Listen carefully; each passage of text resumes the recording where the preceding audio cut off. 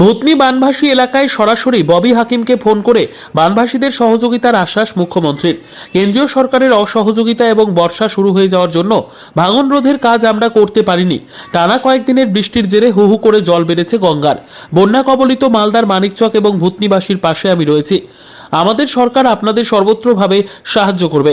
আমি আজ ফিরহাদকে পাঠিয়েছি। তাছাড়াও আপনাদের যে কোনো সমস্যার কথা জেলাশাসক এবং পুলিশ সুপারকে জানান।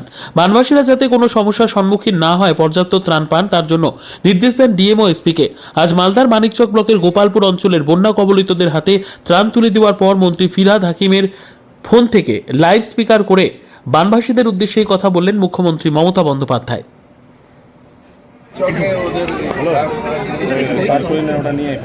বলে নাও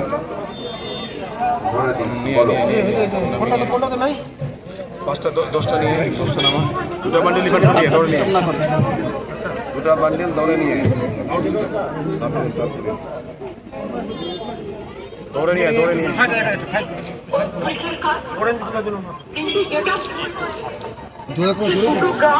ওই নদী কেটে দেওয়ার ফলে জলটা হুড়ুর করে ঢুকেছে এবং গবাদি পশু দেখছে দুজন মারা গেছে নৌকায় করেছে। এখন নৌকার ব্যাপারটা দয়া করে করবেন না। গবাদি পশু আটকে গেলে গভর্নমেন্ট আপনাকে গবাদি পশু দিয়ে দেবে, কিন্তু নিজের প্রাণটা বাঁচান।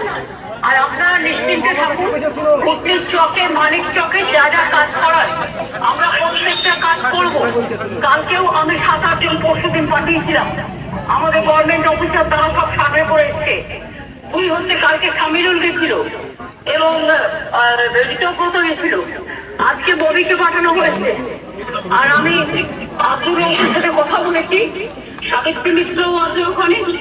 সবাই মিলে যতটা পারবো আপনাদের সাহায্য করবো।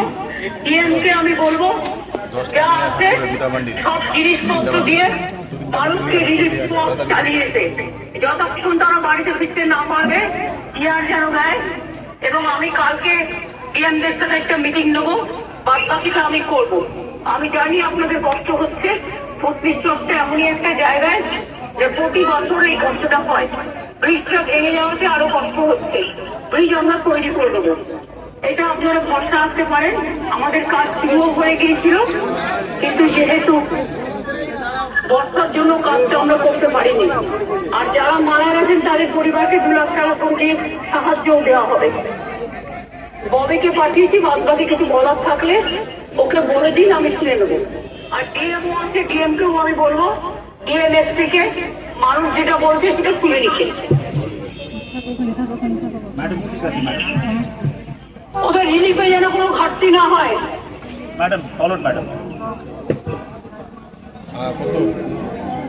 কথা বললেন রয়েছে। হ্যাঁ,